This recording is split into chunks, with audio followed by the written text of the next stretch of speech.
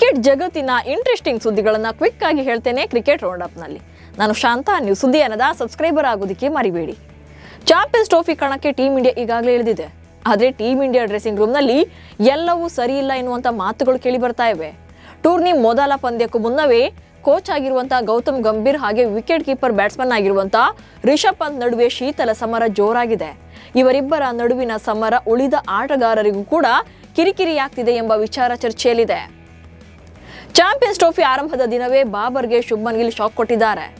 England ವಿರುದ್ಧದ ಏಕದಿನ ಸರಣಿಯಲ್ಲಿ ಅದ್ಭುತ ಪ್ರದರ್ಶನ ನೀಡಿದಂತಹ ಶುಭ್ಮನ್ ಗಿಲ್ ಏಕದಿನ ಕ್ರಿಕೆಟ್ನಲ್ಲಿ ನಂಬರ್ 1 ಬ್ಯಾಟ್ಸ್ಮನ್ ಆಗಿದ್ದಾರೆ. ಶುಭ್ಮನ್ ಗಿಲ್ 796 ರೇಟಿಂಗ್ ಅಂಕಗಳೊಂದಿಗೆ ನಂಬರ್ 1 ಸ್ಥಾನಕ್ಕೇರಿದ್ದಾರೆ. ಬಾಬರ್ ಅಜಮ್ 773 ರೇಟಿಂಗ್ಗಳೊಂದಿಗೆ 2ನೇ ಸ್ಥಾನಕ್ಕೆ ಕುಸಿದಿದ್ದಾರೆ. ಇದೇ ವೇಳೆ team India batter Shubman Gill ಮತ್ತೊಂದು ಮೈಲುಗಲ್ಲು ಸ್ಥಾಪಿಸಿದ್ದಾರೆ.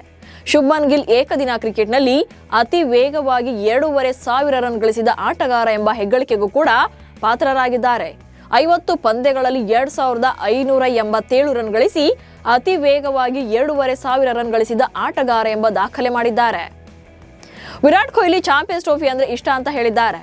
ಈ ಟೂರ್ನಿ ತುಂಬಾ ದಿನಗಳ ನಂತರ ನಡೀತಾ ಇದೆ. ನನಗೆ ಈ ಟೂರ್ನಿ ಅಂದ್ರೆ ತುಂಬಾನೇ ಇಷ್ಟ. ಟಾಪ್ 8ರೊಳಗೆ ಇದ್ರೆ ಮಾತ್ರ ಆಡೋಕೆ ಸಿಗುತ್ತೆ. ಅದಕ್ಕೆ ಕಾಂಪಿಟೇಷನ್ ಚೆನ್ನಾಗಿರುತ್ತೆ ಅಂತ ಕೊಹ್ಲಿ ಖುಷಿಯಲ್ಲೇ ಹೇಳಿಕೊಂಡಿದ್ದಾರೆ. ಮುಂಬೈ ವಿರುದ್ಧ ವಿದರ್ಭ ತಂಡ ರಣಜಿ ಸೆಮಿಫೈನಲ್ನಲ್ಲಿ ಮುನ್ನಡೆಯನ್ನ ಸಾಧಿಸಿದೆ. 4ನೇ ದಿನ ಕೂಡ ವಿದರ್ಭ ತಂಡದ ಬ್ಯಾಟ್ಸ್ಮನ್ಗಳು ಮುಂಬೈ ಟೀಮ್ನ ಬೌಲರ್ಗಳನ್ನು ಸರಿಯಾಗಿ ದಂಡಿಸಿದ್ದಾರೆ.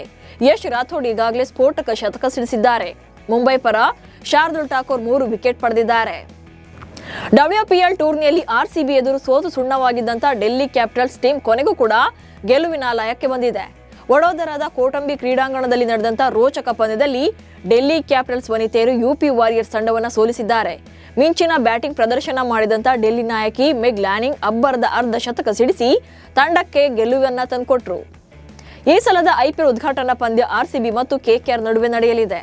ಇದರ ನಡುವೆಯೇ RCBಯ ಅನ್ಬಾಕ್ಸ್ ಇವೆಂಟ್ ನ ಹೊಸ ಡೇಟ್ ಅನೌನ್ಸ್ ಆಗಿದೆ. RCB ತಂಡದ ಅನ್ಬಾಕ್ಸ್ ಇವೆಂಟ್ ಅನ್ನ ಮಾರ್ಚ್ 15ರ ಬದಲಾಗಿ ಮಾರ್ಚ್ 17ರ ಸಂಜೆ ಎಂ ಚಿನ್ನಸ್ವಾಮಿ ಸ್ಟೇಡಿಯಂನಲ್ಲಿ ನಡೆಸಲಾಗುತ್ತೆ. ಈ ಡೇಟ್ ಚೇಂಜ್ ಮಾಡೋಕೆ ಮುಖ್ಯ ಕಾರಣ ಅಂದ್ರೆ ಮಾರ್ಚ್ 15ರಂದು WPL ಫೈನಲ್ ಪಂದ್ಯ ನಡೆಯಲಿದೆ.